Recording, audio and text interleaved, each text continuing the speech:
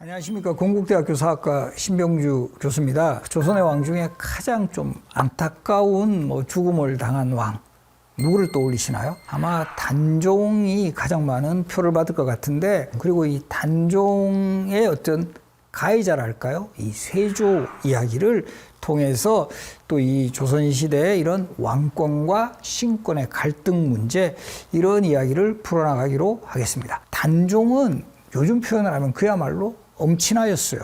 1441년 자선당에서 출생을 하고 1448년 8살의 나이로 왕세손의 책봉이 되게 되는데, 바로 이때 아버지는 세종의 적장자가 되는 문종이고, 바로 할아버지는 또 세종대왕이시고, 아버지 문종에 의해서 연이어서 그 적장자로 왕위를 승계하게 되는데요.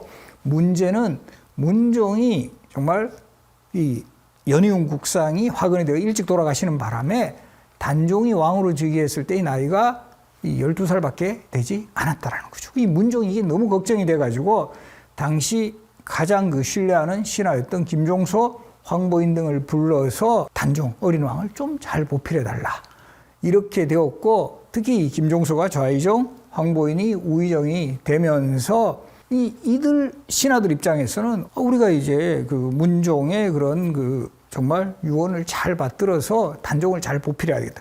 근데 어떤 방향으로 가느냐 하면, 이 단종이 나이가 너무 어리니까 우리 모든 어떤 정사는 우리가 처리하자, 이렇게 되면서 그렇게 해서 나온 유명한 이야기가 황표정사입니다. 이 황표정사는 뭐냐면, 관리가 되거나 정승 후보들에게 보통 산망을 합니다. 3명의 명단을 적어가지고 최종적으로는 왕이 낙점을 하게 돼 있는데, 이미 김종서나 황보인들이 노란색으로 표시를 해놔요. 그래서 황표정사 이렇게 표현을 하는데, 그럼 실질적으로 김종서, 황보인이 다 인사권을 행사하는 거지, 단종은 그야말로 허수아비 왕이다, 이렇게 돼버리는 거죠. 그리고 그 과정에서 바로 이 세종의 세 번째 아들인 안평대군은 상당히 문예적인 기질이 있어요. 정치적 성향이 그렇게 강하지 않고 이러다 보니까, 그래도 이런 신하들 입장에서는 안평대군하고는 매우 친밀하게 지내고 정치적인 야심이 강했던 두 번째 아들 수양대군을 견제해 나갑니다. 그러니까 이 수양대군 입장에서는 뭔가 부글부글하죠. 그래서 마침내 1453년 10월 10일에 거사를 일으킵니다. 이것이 바로 우리 역사에서 또 하나 운명을 바꾼 사건이죠. 1453년이 계유년이어서 계유, 그리고 정은 바로잡을 정, 나는 어려울 난, 어려움을 바로잡았다 해서 계유정난이라고 하는데, 이 계유정난이 있기 전부터 이 수양대군은 자신의 이 신복 부하들을 계속 이제 만들어가요. 그 대표적인 인물이 한명회, 골람, 신숙주, 여기에다가 유수, 양정과 같은 무인들까지 동원을 해서 기회를 엿보고 있었고, 여기에서 가장 핵심적인 참모 역할을 했던 인물이 바로 한명회입니다. 그래서 이 한명회는 살생부라고 하죠. 어떤 살릴 사람, 죽일 사람, 살생부를 작성을 해가지고 이 수양대군 측에 협조할 사람, 그리고 이 반대하는 사람 명단까지 작성을 해놓았고, 그리고 이 마침내 10월 10일 이 거사일에 핵심적으로 제거해야 할 인물 누구였을까요? 관상이라는 영화 보셨나요? 관상이라는 영화에 보시면 김종서라는 인물이 바로 제거 대상 1호였고, 그리고 실질적으로 수양대군이 신복 몇 명을 데리고 김종서의 집을 찾아갔고, 이 기록에도 보면 요 김종서의 집에서 뭔가 이렇게 편지 같은 거를 보여주고, 이때 김종서가 고개를 숙이는 순간 그 부하들을 동원해 가지고 철퇴로 내려쳤다. 사실 이때 김종서가 죽지는 않아요. 김승벽의 처가로 피신을 했다가 다음날 여성의 복장을 하고 이렇게 도성 안으로 들어가 동태를 살펴보다가 체포된 후에 처형을 당합니다. 결과적으로 보면 이 김종서 제거를 시작으로 바로 이 한명회가 작성한 이 살생부에 의거해서 바로 이 반대 세력들은 모두 제거하고, 계유정난이 성공한 날 수양대군은 영의정겸, 병조, 판서경 각종 직책을 다 받으면서 실질적인 최고 권력자가 돼요. 수양대군 입장에서는 내가 왜 계유정난을 일으켰는가? 이 논리는 어떤 식이냐 하면, 김종서라든가 황보인 등이 안평대군하고 연결해서 이들이 먼저 불쾌한 짓, 뭔가 이렇게 정상적인 방법을 동원하지 않고 권력을 차지하려 했다, 이것을 명분으로 삼았기 때문에 그래서 결과적으로 이 동생인 안평대군도 강화도에 유배시켰다가 결국 그 사살을 합니다. 계유정난 이후에 그 수양대군은 모든 권력을 갖추었고, 그런데 이 중요한 것은 이때까지도 수양대군은 왕이 되진 않아요. 여전히 왕은 단종입니다. 나중에 단종복위운동에 가장 적극적으로 참여했던 성삼문마저도 3등 공신에 임명이 돼요. 결과적으로 수양은 성삼문과 같은 유능한 인재를 포섭을 해나갔다라는 거죠. 그런 과정에서 마침내 계유정난이 일어난 지 한 2년여 만인 1455년에 드디어 단종을 왕의 자리에서 실질적으로는 쫓아냈지만 실록의 기록에 보면 단종이 스스로 왕위를 물려준, 형식적으로는 선의를 합니다. 그런데 이때 운명적으로 단종이 왕위를 물려주는 옥새를 전달했던 사람이 성삼문이에요. 왜냐하면 이때 성삼문은 단종 때는 관직 생활을 했고 예방승지라 해서 요즘으로 치면 청와대 의전수석이었어요. 정말 이거는 도저히 이런 일이 있을 수 없는데 하면서 이 당시에 수양대군에게 옥새를 전해주는 이런 그 자신의 처지를 비관을 하면서 경애로 연못가에서 그냥 빠져 죽자. 이러다가 서로 마음을 고쳐잡고 우리가 단종 복위운동을 벌이자. 이렇게 돼서 단종이 왕위를 물려주는 그날 바로 이 성삼문과 박평은 등이 단종 복위운동을 또 주도해 나가는 바로 그런 또 역사가 시작이 되었습니다. 영월에 가시면 청룡포가 있는데 이곳은 그 앞으로는 그 서강이 흘러가고 뒤로는 다 산으로 막혀서 그야말로 뭐 유배지로는 최적의 장소였고 이곳에 유배 생활을 한 그런 단종의 흔적을 보여주는 이런 그 여러 가지 그 또 유적이 남아 있는데요. 대표적으로 이 관음송이라는 수령이 600년 이상 된 이 소나무가 있어요. 이 소나무는 단종이 유배한 후에 이 단종을 직접 보고 단종이 흐느끼는 소리를 들었다. 소리 음자. 그래서 관음송이라고 하고 지금도 남아 있어요. 또 이 당시에 그 단종이 머물렀던 곳임을 표시하는 그런 비석이라든가 이곳에 거처했음을 보여주는 이런 유적지가 남아 있고요. 결국 단종은 수양대군이 왕으로 있던 1457년에 왜 이렇게 단종에게 사약이 내려지느냐 하면 이후에도 계속 그 수양대군의 동생이었던 금성대군이라든가 이런 사람들이 단종복위운동을 일으키니 단종이 살아있는 것 자체가 너무 이제 신경이 쓰인다 해서 실록의 기록에 보면 단종은 스스로 이 활시를 당겨서 자살을 한 것처럼 이렇게 기록이 되어 있지만 이 여러 가지 정황이라든가 다른 야사 같은 기록을 보면 요 증언한 사람이 딱 나타났어요. 금부도사 왕방현이라는 사람이 사약을 직접 들고 단종에게 갔다. 그리고 너무나 자신도 이 정말 자신의 행동이 너무 이제 몹쓸 짓이다 판단해가지고 이거 국어책에도 많이 나오는데요. 왕방현이 시조 남겼어요. 천만리 머나먼 길에 고운님 여이었고 저물도 내안 같아야 울어방길 예놓다라는 그 자신의 심정을 이렇게 노래한 이런 시조라든가 이런 여러 정황을 봤을 때 세조에 의해서 결국 기획된 죽음이었다 이렇게 볼 수 있습니다. 단종은 그 죽은 후에는 완전히 이제 그 시신도 제대로 이제 관리가 되지 못해가지고 그 당시에 영월 효장인 어몽도라는 인물이 겨우 시신을 수습해서 묘소를 조성을 했고 훗날 단종은 숙종 때 왔어요. 거의 230여 년 지난 후에 바로 왕으로 복권이 돼요. 그래서 노상군으로 강등되었다가 단종으로 복권이 되었고 단종의 왕비도 서민으로 강등이 돼가지고 노상군 부인으로 있다가 단종이 왕이 된 후에 정순왕으로 왕비의 이 호칭을 회복을 하게 됩니다. 그래서 우리 조선왕 중에 왕과 왕비의 무덤이 가장 멀리 떨어진 경우가 바로 단종의 무덤은 지금 영월에 있는 장릉 그리고 이 정순왕후 송씨가 묻혀 있는 곳은 지금 남양주시 진건읍에 가면 사릉이라는 정순왕후의 무덤 그리고 이 무덤 이름에도 이 멀리서도 이 남편인 단종을 늘 생각을 했을 것이다라는 의미를 담아서 사릉이라는 명칭이 붙여졌습니다. 단종의 왕위를 찬탈을 하고 단종을 유배 보내서 처형까지 하게 한 이 세조지만 어떻게 보면 세조 입장에서 본다면 나는 조선이라는 나라가 이렇게 신하들의 세상이 아니라 왕권이 다시 강화되는 마치 태종이 정도전을 제거하고 왕권이 강화되는 그런 나라를 지향한 그런 모습하고 상당히 닮아 있어요. 그래서 이 왕이 된 직후에 육조 직계제를 다시 부활해요. 그 한때 문종이나 단종 시대를 거치면서 의정부 서사제라 해서 의정부의 정승들이 합의하는 이것이 최고의 그 결정권을 가진 데 비해서 육조의 판서들에게 직접 명령을 하더라는 육조 직계제. 그리고 이 태종이 처음 실시했던 호패법을 더욱 강화시켜 나가고, 그리고 이제 진관체제라고 해서 이 국방이라든가 행정이 어느 정도 일치하게 하는 이런 시스템도 만들어 나가면서 상당히 이 왕권 강화에 대한 그 노력을 많이 했고요. 또 이 세조와 관련해서 조선왕조실록의 기록을 보면 술자리에 관한 기록이 970여 건 등장하는데 거의 뭐 한 500여 건 가까이가 세조에게 세조실록이 있어요. 그만큼 세조가 술자리를 많이 가졌다라는 뜻이고, 특히 세조는 자신을 왕으로 만들어준 공신들과의 술자리를 자주 가졌다라는 이런 기록들이 여러 자료에서 많이 보이고요. 그리고 이때는 막 정말 격이 없이 술자리에서 호칭도 뭐 거의 막 이렇게 좀 자유롭게 하기도 하고, 또 이 세조는 술자리 할 때 왕의 자리를 따로 만들지 않게 하고 신하들이 있는 자리에 가가지고 함께 하는.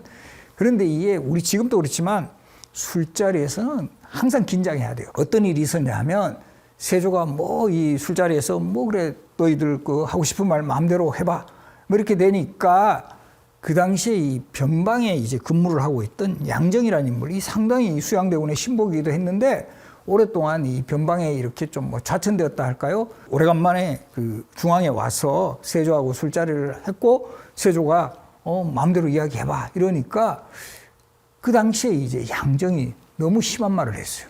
지금 왕께서 너무 오랫동안 왕에 계신다는 그런 이야기도 많이 이제 뭐 있습니다. 또 이제 왕의 자리에서 좀 뭐 은퇴하시는 것도 뭐 하나의 방법일 듯 합니다. 그 자리에서는 세조가 그래 내가 좀 오래 했지 뭐 고개 끄덕끄덕하고 이랬는데 그 다음에 다른 신하들이 이게 엄청 불경한 발언이다. 그래서 바로 양정 참수당합니다. 세자는 또 자주 행차에 났어요. 왜냐하면 행차를 통해 가지고 민생도 챙기고 또 한편으로 보면 나 그렇게 무서운 사람 아니야 이런 이미지도 있어요. 이 쿠데타로 집권하고 이 당시에 백성들한테도 되게 강한 이미지가 남아 있는데 뭔가 이렇게 좀 더 내가 편안한 왕이다 이런 모습으로 행차에 자주 나서는데 이 세조의 행차와 관련된 유물 유적이 있습니다. 그 대표적으로 지금 오대산 상원사에는 세조가 이곳에 들렀을 때 세조가 사실 피부병으로 되게 고생하거든요. 피 묻은 배적삼이 나왔고 이걸 보니까 이 세조로 추정이 된다라는 거죠. 이 세조가 피부병을 앓았고 그때 난 상처가 그 옷감에 그대로 배어 있었다. 바로 이 세조와 관련된 스토리고요. 세조가 이렇게 행차하다 보면 막 가막도 막 이렇게 동원되고 이러다 보니까 이 큰 가마는 나뭇가지에 자꾸 걸리적 거리는데 이 어느 소나무가 갑자기 이제 막 가지를 번쩍 치켜들었다. 기분이 좋으셔가지고 제 장관 소나무로 앞으로 불러. 그래서 조선시대 정의품이 판소고 요즘으로 치면 장관이요. 그래서 요즘 표현을 하면 장관 소나무. 그 당시의 이름 정의품송. 이 정의품송도 지금 법주사 가는 길에 현장에서 보실 수가 있습니다. 세조는 각종 편찬 사업, 조선시대 어떤 문화를 정리하는 그런 사업에 착수해서 조선의 역사서인 동국통갑, 당군시대부터 고려말까지 그리고 이제 조선의 헌법인 경국대전의 편찬에도 착수를 했고 역대병효라든가 병장도설 그리고 이 국조보관과 같은 이런 저수를 통해서 조선 전기의 어떤 그 시대의 그 현안들을 완성해 나가고 이거 제도적으로 정비해 나가는 그래서 이 조선이라는 나라가 빨리 안정을 가져오는 데 있어서 아주 중요한 역할을 했고 불교에도 관심을 많이 보이신 왕인데요. 조선시대까지만 해도 서울의 랜드마크가 어딘지 아세요? 바로 원각사지 10층 석탑입니다. 지금 저 국보 2호로 지정돼 있거든요. 우리 많은 분들이 국보 1호, 숭례문은 많이 아는데 2호 그러면 잘 모르시는데 국보 2호 바로 원각사지 10층 석탑이 세조 때 완성이 되고 그리고 이제 불경을 언행하기 위해서 강경도감이라는 것을 설치를 해서 석보상절 월인석. 그래서 이 세조가 이렇게 불교에 깊이 빠진 이유는 자신에게 있었던 원죄를 어느 정도 씻어보려고 하는 그런 또 의도가 있지 않았을까 이렇게 그 해석하는 분들도 있고요. 그리고 지금 세조의 무덤은 이 경기도 남양주시에 가면 바로 광릉이라고 있는데요. 세조와 세조의 왕비 정의왕후 윤씨가 동원 이강릉 형태, 같은 산 자락인데 줄기가 다른 이런 형태를 동원, 언덕원, 이강, 다른 골짜기 이렇게 해서 동원 이강릉 형태로 조성이 되어 있고, 조선이라는 나라가 왕권이 강해야 된다고 해서 어떻게 보면 쿠데타로 집권하긴 했지만 조선의 어떤 제도와 문물을 확실하게 완성함으로써 이 성종 시대까지 조선 정기의 기틀을 잡았다라는 점에서는 또 세조의 업적도 높이 평가하는 이런 또 시각도 있어요. 그래서 이 세조는 이 쿠데타의 주역이라는 또 이런 그늘이라는 측면하고 또 왕으로서 상당한 업적을 남긴 그런 빛의 측면이 공존하는 그런 왕이다라는 점을 잘 인식을 하시면 이 세조라는 왕을 어떤 식으로 또 평가할 것인가는 보시는 시청자들의 몫으로 남겨두겠습니다. 뭐 역사 속 최고의 왕, 그리고 이 조선이라는 나라를 빠른 시일 내에 그야말로 조선답게 만든 왕, 우리 세종대왕 이야기인데요. 이 세종대왕은 1397년 아직까지 태종이 왕이 되기 전에 한양의 준수방 잠저에서 탄생했다, 이렇게 기록이 되어 있어요. 그래서 지금 저 서울의 서촌에 통인시장 이렇게 좀 내려가다 보시면 그 사거리에 세종대왕 탄생 표지석이 있습니다. 그리고 이 음력 4월 10일에 출생을 하셨는데 이곳을 양력으로 환산하니까 5월 15일 스승의 날이 바로 세종대왕 탄신일입니다. 이 세종은 바로 이 태종의 그 선택, 정말 탁월한 선택이죠. 자신의 그 아들 중에 적장자로 책봉되었던 양녕대군을 세자의 자리에서 쫓아내고, 그리고 이제 세 번째 아들, 결과적으로 여기에는 택현, 현명한 사람을 선택할 수 있다, 그 능력을 확실하게 본 거예요. 태종의 기대대로 세종은 뭐 어떻게 보면 조선의 역사상 최고의 그 시대를 만들어 나가게 됩니다. 무엇보다 이 세종이라는 왕이 더 돋보이는 것 중에 하나가 시대 정신을 잘 읽어 나갔다. 이 세종 시대의 시대 정신은 크게 자주민본 실용 정신으로 요약을 할 수 있습니다. 이것이 가장 구체적으로 드러난 것은 바로 이 훈민정음을 창제하시고 이 왜 내가 이 문자를 만들었는가를 보여주는 어제 서문이 있어요. 나란 말씀이 중기게 따라 서로 사마띠 아니할수. 우리 언어는 중국하고 다르다는 자주정신.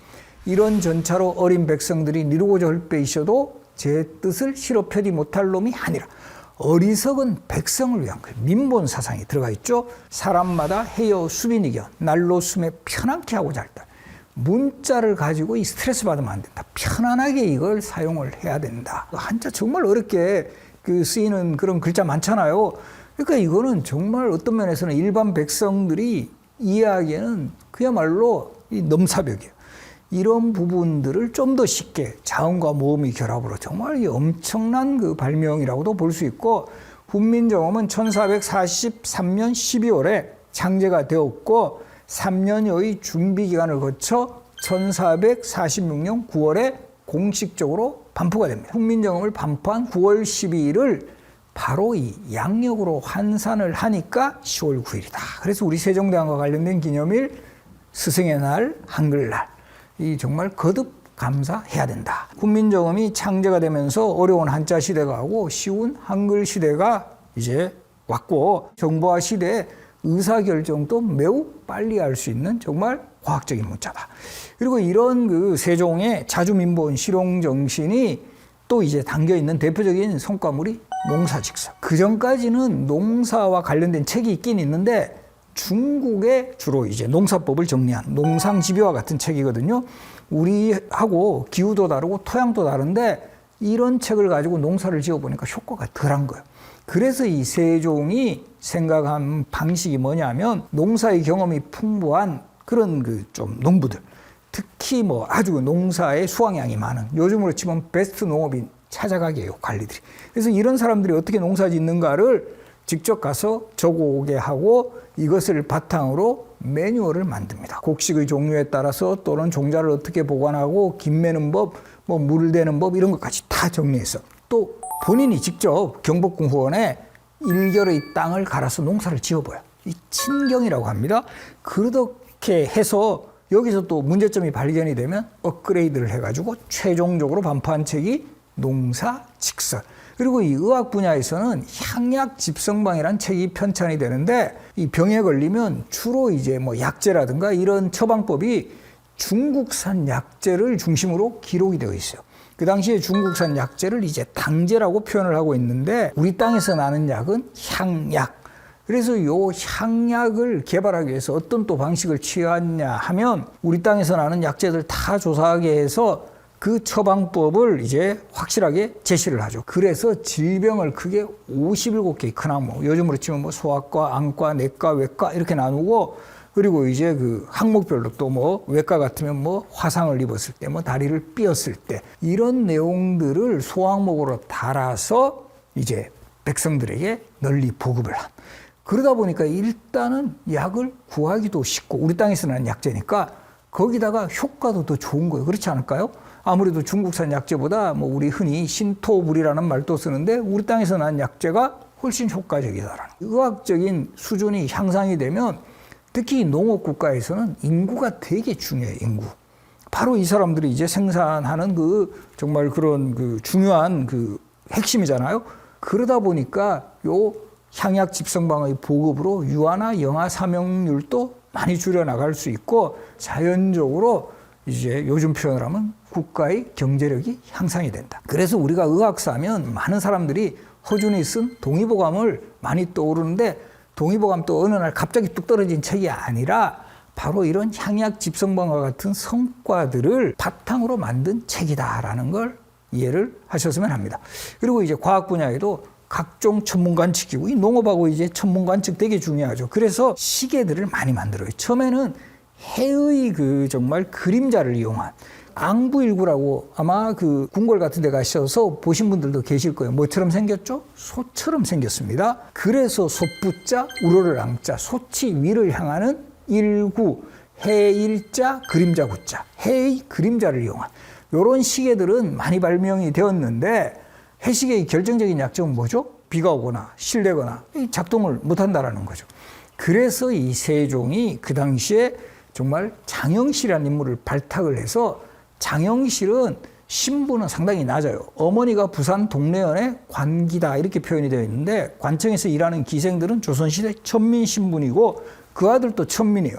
그러나 그 능력만을 보고 장영실을 관직도 주고 연구소도 차려주면서 바로 이 해시계의 정말 약점을 보완할 수 있는 물의 힘을 이용해서 스스로 치는 시계, 스스로 자 칠격 시계로 바로 이런 착용룰을 발명해서 조선시대 표준시계로 활용한 장면은 인재들을 정말 포용하고 이 능력을 본위로 하는 그런 그 시대상이 반영이 되어 있습니다. 그리고 이제 우리의 독자적인 달력까지 만들면서 세종시대에는 농업, 의학, 과학 분야에서 아주 그 큰 성과들이 만들어졌고요. 세종 때는 조선시대의 이 관청에서 일하는 여성 노동자들 뭐이라고도 할 수 있고 여성 공무원이라고도 할 수 있어요. 이런 사람들에게 출산 휴가를 부여해요. 출산 휴가를 그 당시에 100일 그리고 남편에게까지 육아휴직 30일 부여를 한 거를 나중에 왜 조선의 헌법에 완전히 정착될 때는 출산 전 30일, 출산 후 50일. 남편에게도 육아휴직 15일 부여. 이런 정말 시대를 앞서가는 이런 복지 정책까지 쓰셨던 그런 분이셨다.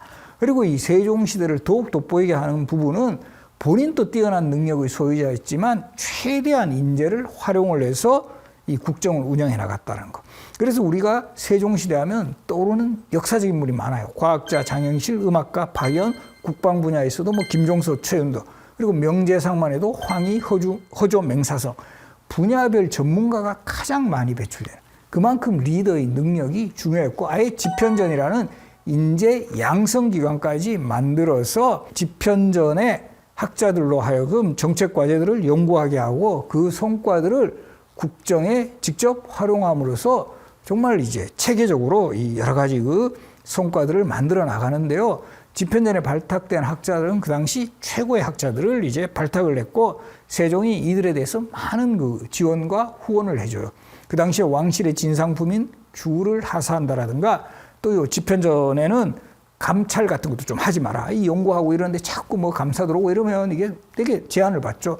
이런 특전을 베풀어줬고, 아마 이 집현전하면 많은 분들이 기억하는 또 스토리가 있는데, 세종이 집현전을 설치했던 곳은 지금 경복궁에 가면 수정전이라는 건물이 있어요. 이곳이 예전에 그 집현전이 설치된 곳이었고, 이런 역사를 알고 우리가 이 수정전을 찾아보면 훨씬 더 이런 느낌이 다르다라는 거죠. 세종이 항상 집현전에 관심을 가지시고 이 집현전 일대를 둘러보시는데, 어느 겨울날 밤에 이 불빛이 세워져 나와 들어가 보니까 우리 신숙주가 연구하다가 깜빡 잠이 들었다. 이때 세종 어떻게 하셨을까요?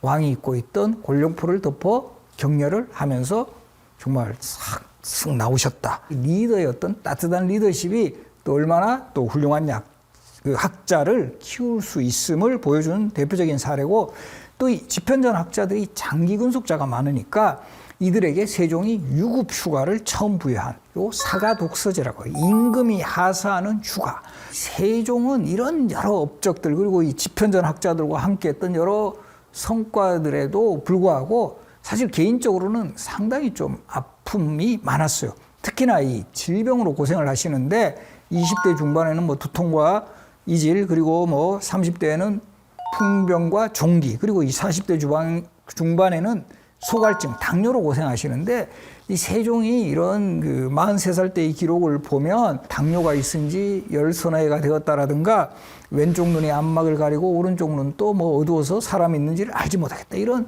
본인의 그 고통을 호소하는 장면들이 상당히 많이 나옵니다. 만원짜리 지폐에는 세종대왕 되게 좀 표준형으로 나오시지만 사실 좀 뚱뚱하셨어요.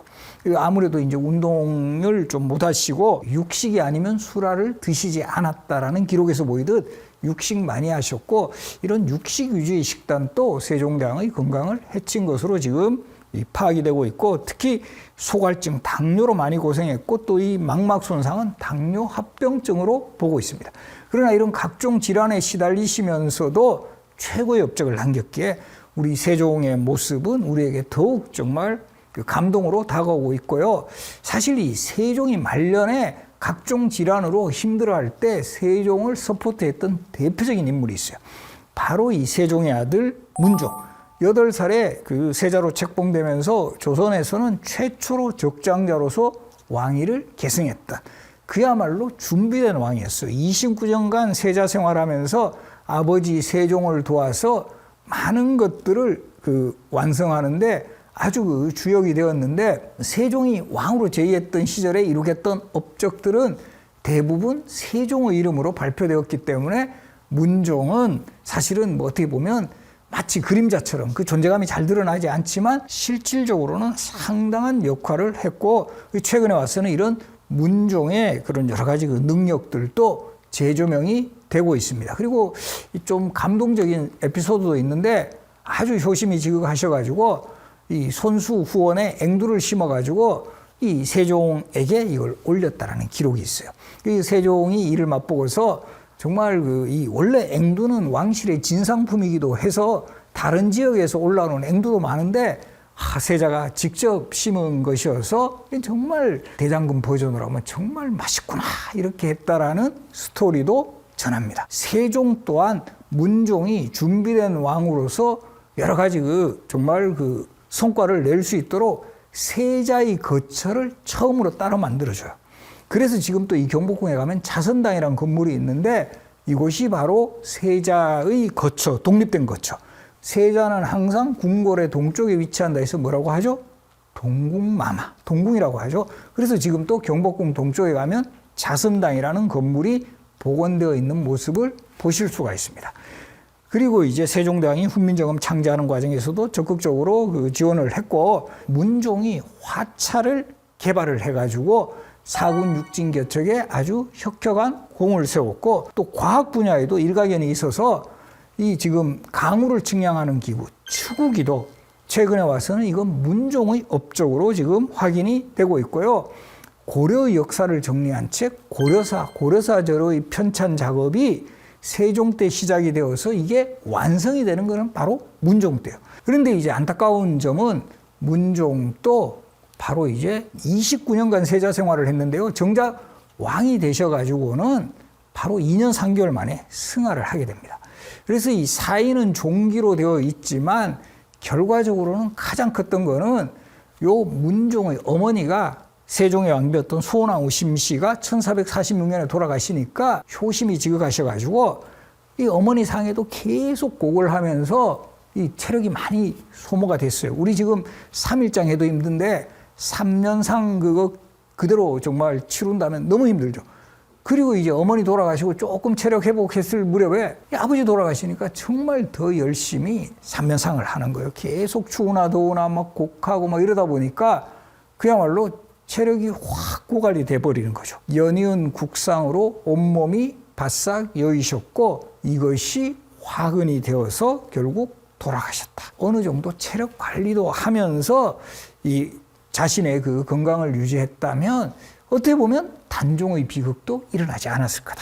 이 문종이 일찍 돌아가시는 바람에 그 단종이 어린 나이에 왕에 올랐고 문종의 동생이자 그 세종의 두 번째 아들이었던 수양대군이 이 왕권을 더 강력하게 안정시키려면 저 신하들의 권력을 바로 제거해야 된다. 이렇게 되면서 결국 개유정난이 일어났고 결국 단종도 삼촌에게 왕위를 물려주고 영월에 유배 갔다가 이제 비극적으로 최후를 맞이하는 이런 모습을 볼 수 있는데요. 세종이라는 왕, 정말 뭐 누구도 부인할 수 없는 그런 대단한 업적의 왕, 그리고 그런 세종을 정말 또 후원하고 적극적으로 지원해줬던 우리 그 아들 문종이라는 왕이, 세종이라는 보름달이 있다면 또 이 문종이라는, 마치 저는 이제 금음달로도 표현하고 싶은데요. 세종과 문종, 우리 역사 속에 정말 조금만 더 장수했다면 문종이 더 좋은 시대를 만들었을 것이다라는 아쉬움을 가지면서 이번 강의 마무리하겠습니다. 조선의 8번째 왕, 그 예종과 그 뒤를 잇는 왕 성종에 대한 이야기인데요. 우리 사실 예종하면 뭐 별다른 존재감이 없어요. 사실 그럴 수밖에 없는 게 재위기간이 너무 짧아요. 1년 2개월 정도밖에 재위를 하지 않으셨고, 이 예종은 그 세조가 승한 후에 세조의 두 번째 아들로서 왕이 되게 되는데요. 원래는 그 세조의 맏아들 의경세자라는 분이 있었는데 1457년에 그 20살의 나이로 요절을 하게 되면서 자연스럽게 이제 둘째였던 해양대군이 세자로 책봉이 되었고, 그리고 이제 그 예종의 왕비는 장순왕후 한식, 이 사람 한 명의 딸이었어요. 그래서 우리 그 한 명의 따님 중에 또 나중에 성종의 왕비가 되는 공해왕후 한식까지, 이 한명회라는 인물이 얼마나 그 권력이 셌나 하는 것을 압축적으로 보여주고 있는데, 두 명의 딸을 이렇게 왕비로 보냈다라는 거, 이것도 기억을 하시고요. 예종 때 있었던 대표적인 이것도 사업이라 할까요? 바로 이 세종의 무덤을 옮깁니다. 이 세종의 무덤, 원래 태종의 무덤인 헐릉 옆에 있었는데 바로 워낙 그 적장자 징크스라 할까요? 그 문종, 단종, 거기에다가 의경세자까지 일찍 돌아가시니까 이 뭔가 무덤을 잘못 써서 그렇다, 이런 그 이야기들이 계속 그 돌면서 결국 세종의 무덤에 대한 다시 이제 점검에 들어갔고, 이 무덤토로 부적절하다라고 판명이 되어서 예종 때 지금 경기도 여주의 영릉으로 옮겼다라는 거, 요거 기억을 하시고요. 이 예종은 바로 이 남이의 영모 사건, 이 사건으로만 오히려 이제 기억이 되고 왕의 존재감은 거의 없어져 버리는데, 요 남이의 영모 사건은 이 권력구도하고도 밀접한 관련이 있습니다. 이 세조 때 이시의 반란이 일어났고, 이때 이시의 난을 진압하는 과정에서 남이 장군이 소위 말하는 새로운 공신 세력의 중심 인물이 돼요. 구성군과 더불어. 이런 상황에서 기존의 기득권 세력인 훈구파들이 소위 이 신공신 세력을 견제하려는 이런 움직임이 커졌고, 이 과정에서 유자광이라는 인물이 결정적인 고변을 합니다. 이 남이 장군이 해성은 곧 묵은 것을 제거하고 새로운 것을 배치하는 형상이다. 이게 남이 장군이 이제 해성이 이렇게 보였을 때 이런 이야기를 했다라는 거죠. 이건 결과적으로 뭔가 이 반역을 도모하는 거다. 그리고 그 중심에 자신이 있다. 이런 그 모습을 이제 고변을 했고, 결과적으로 이 사건으로 말미암아 이 남이 장군이라든가 이 구성군과 같은 신공신 세력이 제거되고 다시 훈구파 세력들이 권력의 중심에 서게 되는. 그래서 이 사건이 왜 중요하냐 하면 세조 사후에 뭔가 이 새로운 세력으로 이 권력 구조가 재편되려는 이런 분위기가 다시 꺾여버리고 기존의 이 한명이라든가 신숙주와 같은 이 훈구파 세력들이 더욱더 권력을 공고히 하는 그런 어떤 그 모습을 보였다라는 거죠. 그래서 우리 남이 장군과 관련된 뭐 대표적인 그 장소 기억하시죠? 어디죠? 우리 저 춘천에 가면 그 남이섬, 남이 장군하고 관련이 있고요. 또 지금 용산구에 가면 남이 장군 사당이 있어서 용산구에서는 남이 장군 관련 여러 그 축제 행사도 거행이 되고 있다라는 거, 아주 그 젊은 시절에 좀 안타깝게 뭐 사망한 이런 역사적 인물에 대해서는 후대에도 추모하는 분위기가 상당히 오랫동안 가고 있다라는 것을 확인할 수 있는 대목입니다. 그래서 이렇게 예종은 근데 바로 이제 그 젊은 나이에 이 병으로 승하를 하시고, 예종에게도 아들이 있긴 있었어요. 제한대군이라고.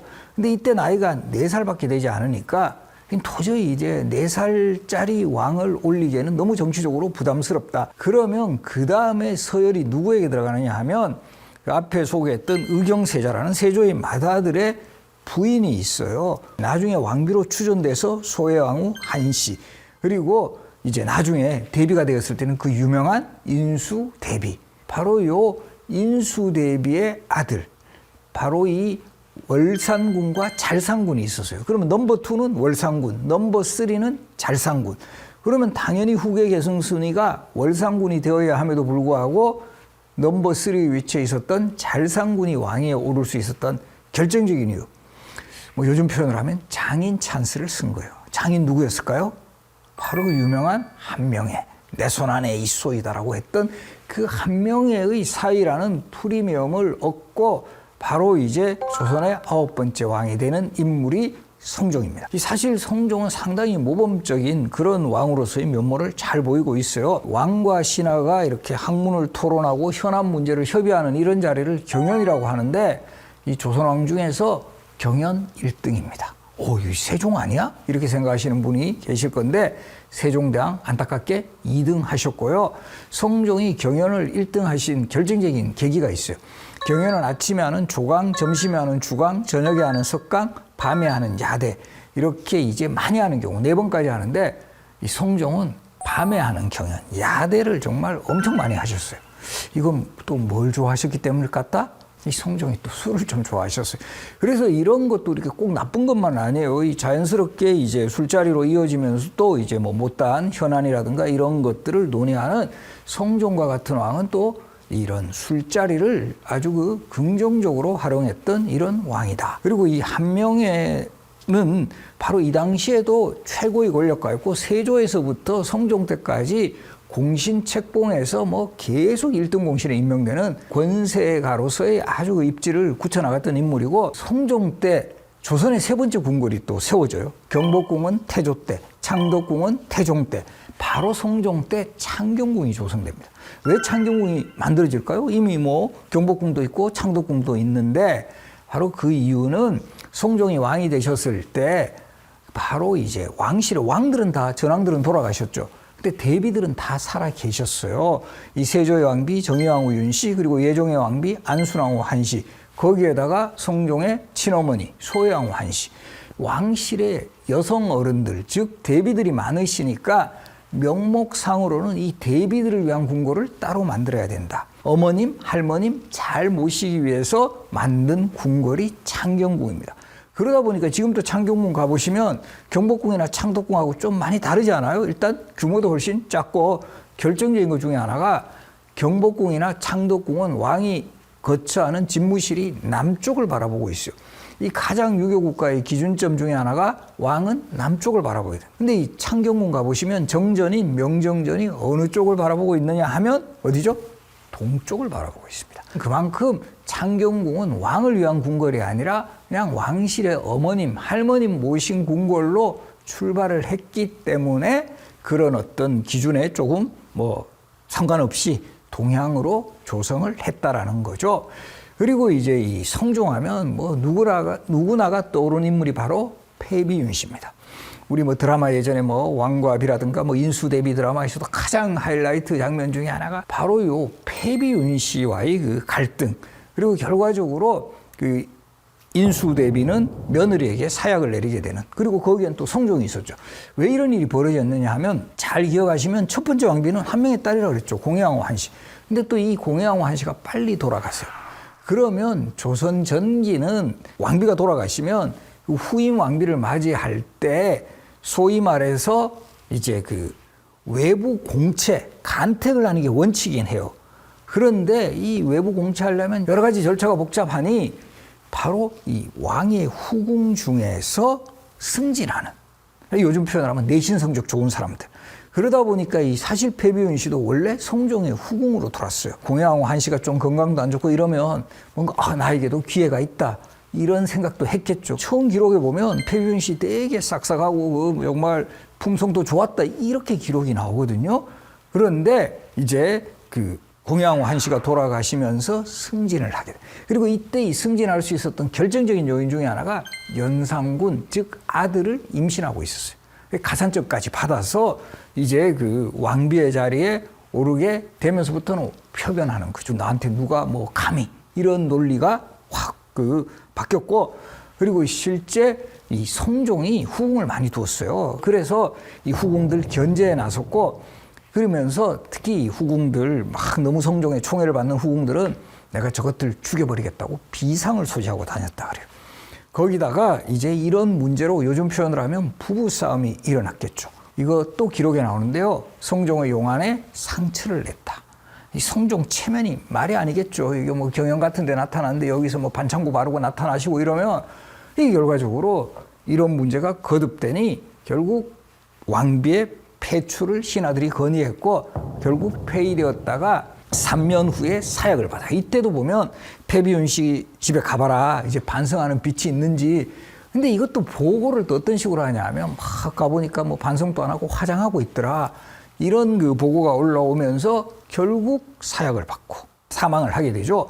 그래서 이 패비윤 씨의 묘가 처음 조성된 곳은 지금 우리 저 경희대 쪽 회기동이라고 하죠. 왜 회기동이라고 하냐 하면, 원래 패비윤 씨의 묘를 회묘라고 했어요. 그러면서 그 묘자리가 지금의 고양시 쪽으로 옮겨갔지만 그 무덤 자리가 남아있는, 회묘가 있는 터, 그래서 동네 이름이 회기동이다.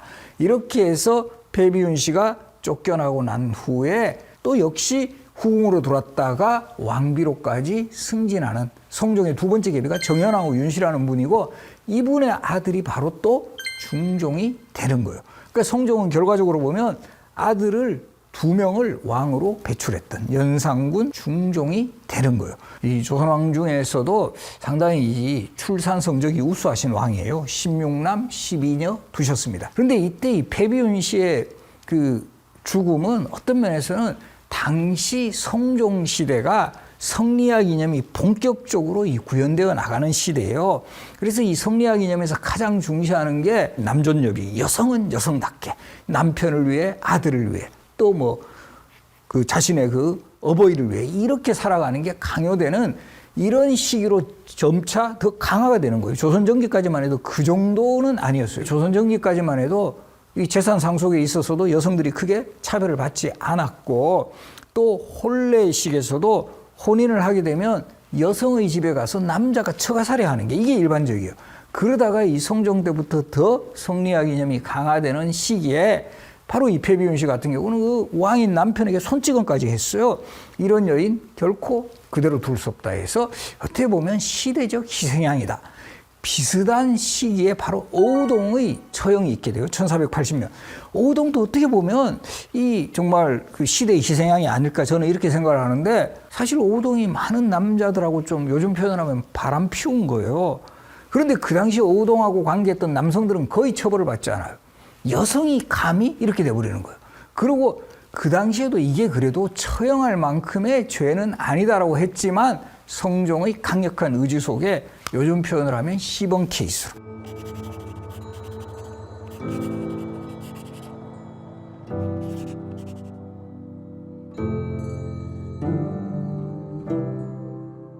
이 뭔가 이 남성 중심 사회에 뭔가 이렇게 탁 그 돋보이는 이런 여성 그대로 이제 살려둘 수 없다 해서 묘하게 패비윤 씨의 죽음과 어우동의 처형은 상당히 맞물리고 있다 이렇게 기억을 하시고요. 성종의 어머니는 내훈이라는 책까지 있어서 조선의 여성은 여성답게 살자 이런 거 캠페인 벌이던 바로 그런 인물이에요. 그래서 바로 이 패비윤 씨에게 사약을 내리는 데는 인수대비도 적극적으로 관여를 했다 이렇게 보고 있습니다. 패비윤 씨 어우동 처형이라는 그런 사건도 있었지만 전체적으로 보면 성종은 정말 공부를 열심히 해서 성과를 많이 이제 나타낸 왕이에요. 조선의 헌법인 경국대전, 역사서인 동국통감, 지리지인 동국여지승랑과 같은 이런 조선 전기 문물과 제도를 완성시킨 왕.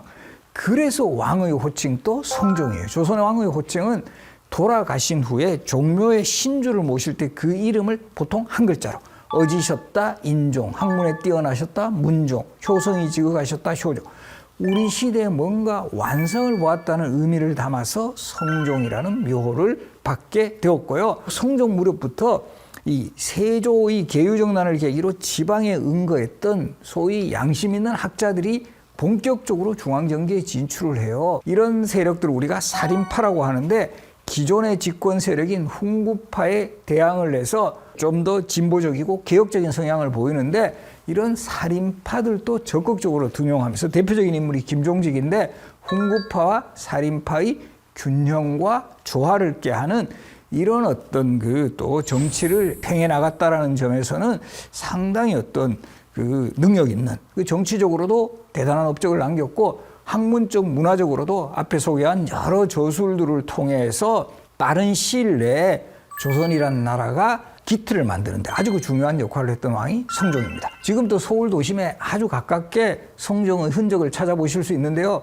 지금 우리 지하철 2호선으로 그 정말 이름이 있는 설릉역 이 성종의 무덤이에요. 그리고 성종과 그 중종을 낳은 계비 정현왕후 윤씨가 함께 그리고 나중에 요 아들 중종이 그 옆에 오게 됩니다. 그래서 중종의 무덤 정릉 2호선 설릉역 이름 하니까 9호선 우리는 이름 뭐 하지? 이렇게 하다가 선정릉으로 하자 해서 어떻게 보면 똑같은 영역의 무덤을 가리키는데 이 지하철역 이름으로는 2호선 9호선 또 다른 명칭으로 불리고 있는 이 성종의 무덤은 서울 도심에서도 아주 가까이 있고 지하철역에서 내리면 한 5분 만에 갈 수 있습니다. 한번 꼭 찾아보시는 것도 좋을 것 같습니다. 지금까지 우리 그 조선의 왕 예종 그리고 예종의 뒤를 이어 조선 전기 문물과 제도 정비에 가장 큰 업적을 남긴 왕 성종에 대해 알아보았습니다.